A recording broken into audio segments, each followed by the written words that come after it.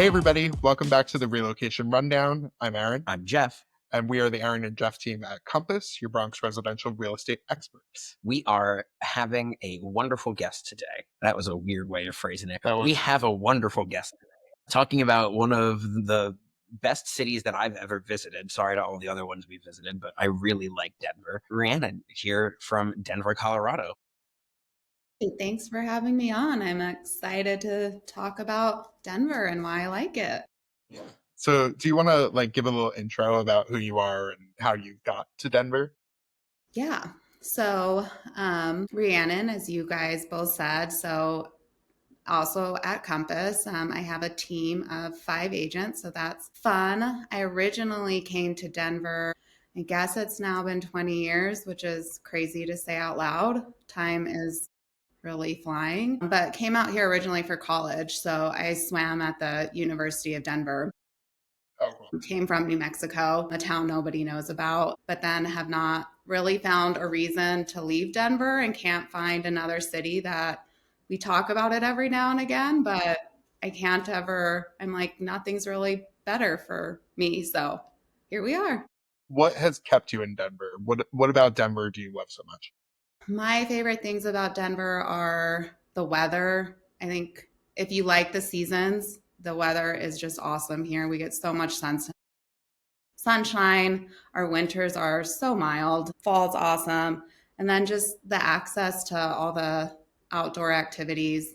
I mean, the mountains are pretty much our playground. If traffic's not too bad, you can get up to Bracken, get a day of skiing in, and come home and, stuff like that. So I think One thing that stood out to me when we went to Denver, and maybe it's just the New Yorker in a new place, but it felt pretty empty. It wasn't like the packed city feel that Well, I'm used to. I guess there was nobody really on the sidewalks. Is Right. what he means. It's not like a walkable city, or is not a a walkable walkable city? city. Yeah. Yeah. I So mean, what's it like living there? What's your day-to-day like? so my day to day, you drive here, that's pretty normal. I currently live in one of our more walkable parts of town, kind of a little outside of Rhino, which is kind of one of our up and coming neighborhoods. So that's a little bit walkable, but most of the time it's hop in the car in the morning, go to the gym, shower, go to the office, drive there, then, it's not like I'm always so jealous. I know when I met Aaron in Chicago, I walked everywhere. I was doing these mile walks because I'm like, I can't do this in Denver. Nothing's as close. But because we're not as walkable, I guess the city doesn't feel, it's more of like a big town versus like your New York feel, which is, it has its pluses and its minuses. It's quieter, but you do got to get in the car and go, which I want to talk a little bit about the climate change also between the New Mexico area and Colorado, because I would assume from the Southwest to the Mile High City, you'd have a very different kind of climate experience. What's that like? So, interesting enough, it really isn't that different from the part of New Mexico I grew up in. If you get further south, kind of south of Albuquerque, you'll get more kind of that deserty, kind of Tucson, Phoenix, not near as hot as they are, but kind of more of that desert feel. But the town I grew up in, elevation was actually about 1,500 feet higher than Denver. So temp wise, I mean, and then like Santa Fe too. I know more people are familiar with that. I think Santa Fe is almost 2,000 feet higher than Denver actually is. So temp wise, we're really similar to Denver. It's more New Mexico doesn't get the snow like Denver does. But I mean, Denver, as long as the sun comes out, the snow melts. So it doesn't stick around here like the Midwest does. Like we get blizzards and stuff like that, but after a couple of days with the sun shining, it goes away. So Yeah, you must have some strong lungs to have grown up even higher of an elevation than yeah. Denver. I feel like when we went to Colorado, we needed air canisters. Well, we needed that more when we went to like Estes Park I mean, Denver was pretty bad too. or sea For level. us, we're literally at sea level. And that's where I grew up at sea level also. I've always kind of lived at sea level. You've been in Denver for about 20 years. I mean, it must have changed quite a bit in your time there. What's some of the biggest shifts that you think you've seen in your 20 years in Denver? It's kind of the population increase. Like when I moved out here, like I think we were still just a really big cow town. And now it's kind of really grown up. And now you're seeing, I mean, a lot better restaurants, and, you know, the food scene's gotten a lot better since I moved out here. Some of the downsides since when I moved out here is traffic. So I'm still late everywhere because I think everything's 20 minutes away, and it's no longer 20 minutes away. Everything is like 30 to 35 minutes away now, which, I mean, compared to your LA and your New York and Chicago, our traffic is probably really not that bad. But I just don't think our infrastructure was totally ready for how many people we got in such a short period of time. 2020 was like a big migration. Yeah, I'm sure. Definitely. I mean, COVID made a lot of people move, especially from bigger cities into smaller big cities. Where are you seeing most of the people coming to Denver from? We get a lot of California has come out this way, Texas, but now I kind of feel like they're kind of going back and forth between Colorado and Texas. That's kind of a big market back and forth. Chicago, we got a lot of people from. There's a big chunk of people that I think originally came from like the East Coast too. A lot of New Yorkers and people just really wanting more mild climate. What kind of industries are in Denver that people are coming for to work?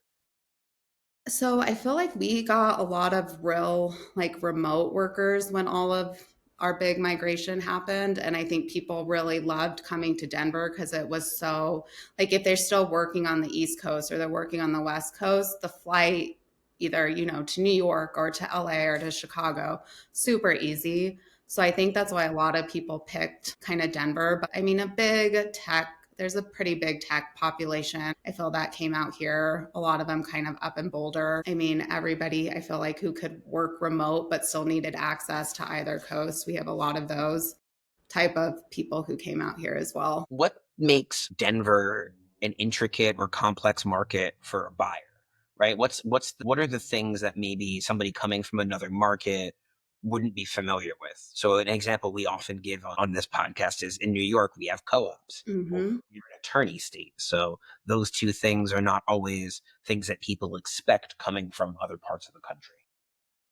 I think kind of the nice thing with Colorado is I mean, we're not an attorney state, so that makes things a little bit easier for buyers.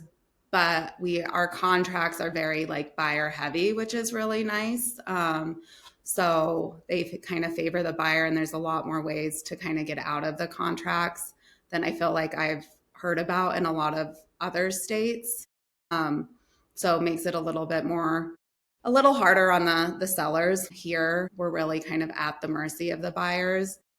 I do know a lot of people kind of moving out here. There's a big price difference between kind of our detached and attached market. People really are coming for Colorado for that single family. They want some space, they want some land. That market always the inventory is super low still. Oh, haven't moved enough in my office, light went off. But yeah, I think that's kind of the big thing. And then some of the things with like inspections that I think people aren't super used to here is we have radon, which is kind of naturally occurring in our market. So that's kind of things people are like, what is that? What is that gas? Super easy to mitigate. It's like a system that costs $1,500 to install. So not a huge thing. Get terrified because they read on the internet some statistics and then they go running somewhere else. Yeah. So Yeah, we've had that. What advice would you give to buyers who have to relocate to Denver? Like, what are the first like things they should think about before moving or deciding where to live in the Denver? yeah. I mean, I think Denver's something super cool about Denver is it has so many of these kind of like smaller pockets and neighborhoods that have really different vibes. So I think anybody kind of what I always do with my relocation clients is I like to, you know, pick a house in kind of each neighborhood, go see it, kind of see what your money can get you because it's very different between different neighborhoods. And then also kind of they all have like their little downtown retail, cute little area. So kind of drive through those and just kind of really figure out where people's vibes match within the city. So I really like to do that. There's so many, and even our suburbs here are great, and a lot of them have little old town, downtown areas that are super fun. So it's just kind of figuring out, you know, really narrowing in what you're looking for, what your vibe is. If you're relocating here with kids, really figuring out the school districts that you want to be in, or how far away you're willing to commute to kind of get to that school district. Because that is the big thing, is you're driving here. So really committing to how much you want to drive to beat places. That makes sense. And what kind of average price point are these buyers usually looking at? So our kind of, I think our median single family for the metro area, so that's kind of our big 6 counties that kind of surround Denver. I think average kind of median single family home, you're probably looking at 700,000. If you're willing to kind of do an attached property, that's probably closer to like between 4 and 500 that you can get into something. But we have a really, just depending on what you're looking for, a really wide range of homes. I think kind of most families kind of move in here if you want a single family home, or you're going to start looking at probably that $1 million price point. If you want a decent size house, starter homes probably you can get still for 5 to 6. And that's gone up a lot, right? In the past 5, 6 years. Yeah, crazy. What was it before COVID? Before COVID, you could probably, these like $1 million homes that people are buying, could probably get them for 7. Yeah. It was so insane. It's so insane. Yeah, we've started to look too, and it's like, I mean, even sometimes with these $1 million homes, I mean, you're putting work into them. Yeah.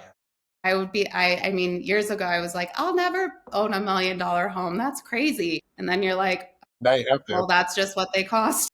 Yeah, I mean, we're in a similar situation where I think when we moved into the neighborhood we were in 10 years ago, the average price point for what we were wanting was around 850.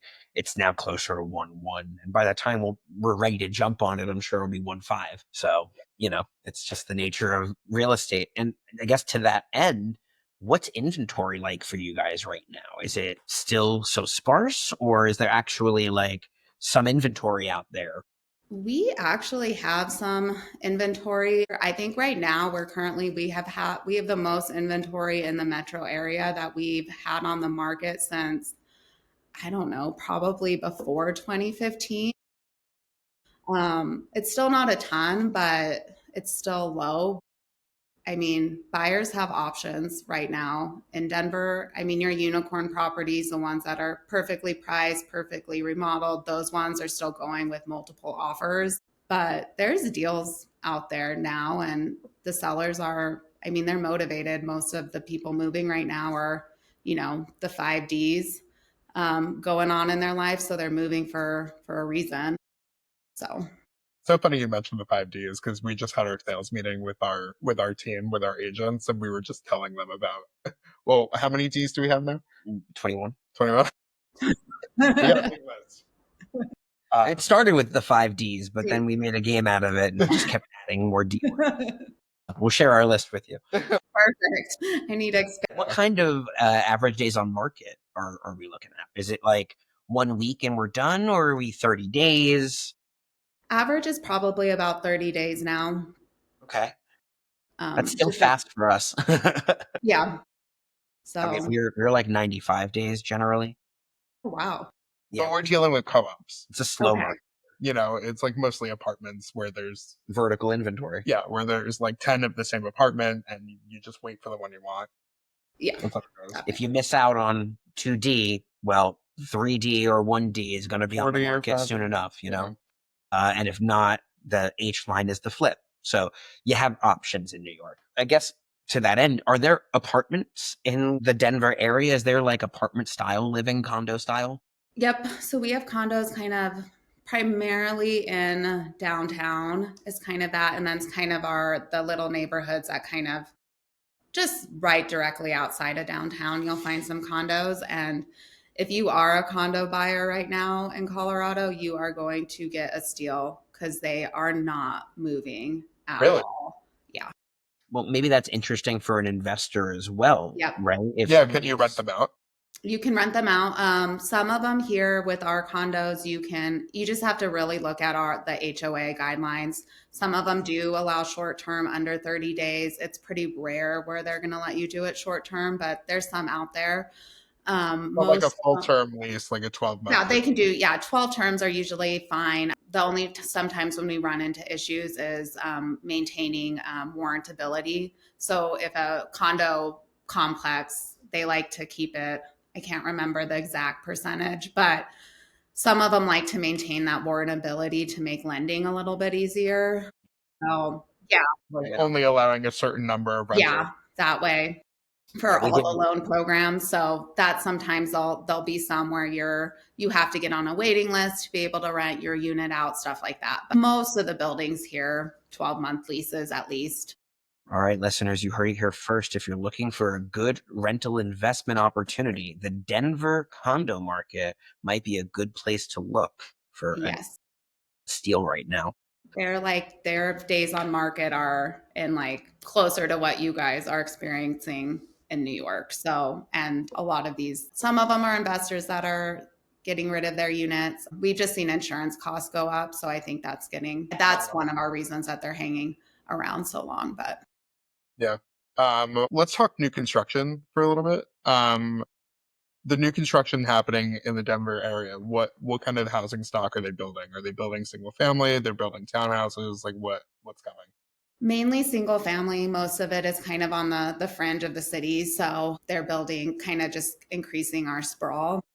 And most people want the single family living here. So that's primarily what they're building. There are some communities that are kind of building a little bit more mixed use styles. So they'll have your single families, they'll have some condos, apartments, and then some townhomes and stuff like that. So they're trying to mix it in and mix it up a little bit more. But I still feel like most of it's single family. Now, do you only work in Denver, or are you in like Aurora, Colorado Springs? Like where else are you? So I'll go down to the Springs, and I also have an agent on my team now. She works primarily like the Springs, so excited to refer that business. But I mean, the Springs is only an hour and a half from Denver.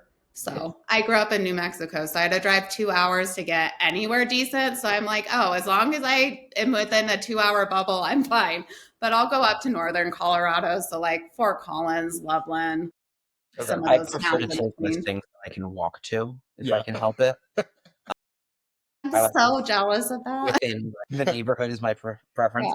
I mean, 2 hours from us is so far away. That's why I like people like, oh, do you want to take a listing in Brooklyn? I'm like, no, Like even that's too far away. That's like an hour from us. no way. Queens is too far. So But we're also showing all the time. Like you guys probably have lock boxes. We have lock boxes. Yeah. Yeah, we have to do what we feel like in this market. The way to do it is to be at the showings as the listing agent to really sell the home to the buyers. So it's just a different kind of structure to our time. So going an hour and a half to try and show it is just like not going to work. What's one thing you wish more people knew about Denver? That the weather is so mild. Everybody thinks it's crazy out here in the winter. And I'm like, it's really not. Maybe I shouldn't be saying everybody who lives here is going to hate me because that's what they'll like. They're like, just tell everybody the winter's horrible so people stop moving. Well, I do think of Denver as if it's like feet of snow is like because I think of it as like skiing area. But no, we're like at the base. Like we're really the start of, I guess, the Midwest and the plains. So where do you vacation when you're in Denver, right? Like for us, we go out to the Hamptons, we go We have up the Catskills, like the where do you Poconos. I think I was talking to somebody else who was moving here about something I love so much is that we're so centrally located in the country that we can really go anywhere. But a lot of times, if you're driving places, you'll do long weekends. I like to go up to the mountains. Buena Vista is a really cool area, not super resort style, but in the summers, you can do some like whitewater rafting, has really good hiking and views and stuff. I'm one of the crazy ones because I don't mind driving. Love to go drive down to Telluride, which is like a 6 hour drive. But I mean, even like you can go to Santa Fe from Denver in 5 hours. So that's a long weekend getaway that a lot of people like to do, or Taos if they want to get out of Colorado. Crazy that Santa Fe is closer than Telluride. Yeah. You ski or snowboard? I snowboard. You snowboard. What's your favorite mountain to go to? Locally, it's probably Copper. Okay. That's probably my favorite local one. And locally means what?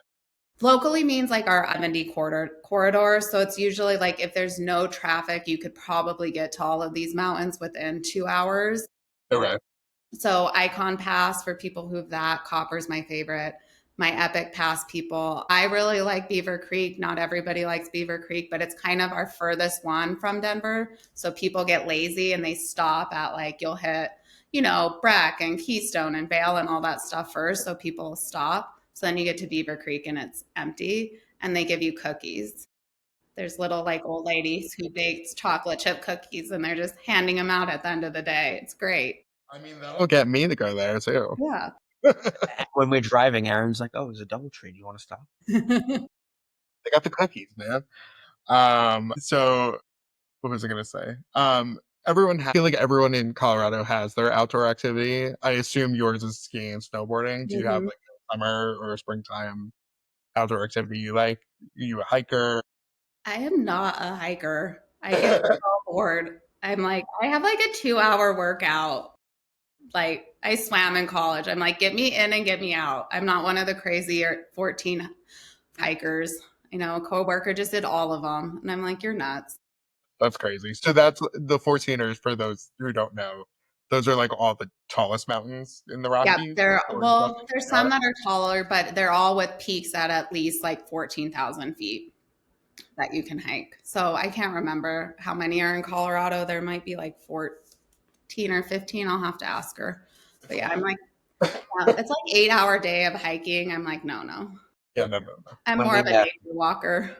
Yeah. When we visited Denver, we went from Denver up to Boulder and then up to Estes Park and got to enjoy the Rockies. And Aaron got to stay at the Stanley Hotel and made us stay in the haunted rooms. I'm a big Shining fan, so staying in the hotel was like, I had to do it. Did there any ghosts come out? He didn't sleep that night. I did not sleep. So no ghosties came for me. The lights were on. I slept fine. And I'm the chicken, but I was like, you know what? At this point, ghosts come get me. But listen, they took us to the haunted tour. Yeah, we went on the haunted tour, of course. And they took us to their like concert hall, I guess. And down to the green room. And we went down to the green room and they had us like stand in there and they were like, oh, this is like one of the more haunted parts of the complex or whatever. And then the door slammed behind us. And, I come from a technical theater background.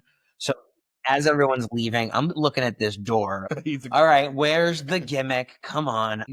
Went to theater camp and did magic. I can find one. No, it was freaking weird. I could not find any kind of a justification for why this door just slammed. So, ghosts are real. Yeah, it was weird. It's a cool hotel, though. Yeah, no, super cool. We had a lot of fun. And the town was really cool. That drive up to the top where we both suffocated. Yeah, we almost suffocated. Yeah, we needed the canned air. Because you take the drive, was it Breakneck Road or whatever it was or something? No, it's Long Ridge Road, Trail Road, something like that. It's the road that goes all around the park. And it goes to like a crazy like 22,000 or something stupid like that. Yeah, the alpine level where it's like permafrost and like there are no trees because there's not enough oxygen for the trees. Well, that's like my thing with hiking. I'm like, you better get me to like a really good view. But most of the 14ers, you're above tree line. So it's just like empty tops of mountains. And I'm like, right. Okay, which was really cool. Yeah. But I'm like, once you do one, I'm like, they all look the same to me. Yeah. Thank you so much for taking this time to chat with us and tell us about your home. Before we let you go, can you kind of one more time tell everyone where they can find you, how they get in touch if they need more information about your market? Yeah, so you can find me on Instagram. It's just at Rhiannon.Schuman, or you can email me at Rhiannon.Schuman@compass.com. Awesome. Thank you so much. This was awesome. So much fun. I'm Aaron. I'm Geoff. And this has been the Relocation Rundown. We'll see you next time. See you soon. Bye.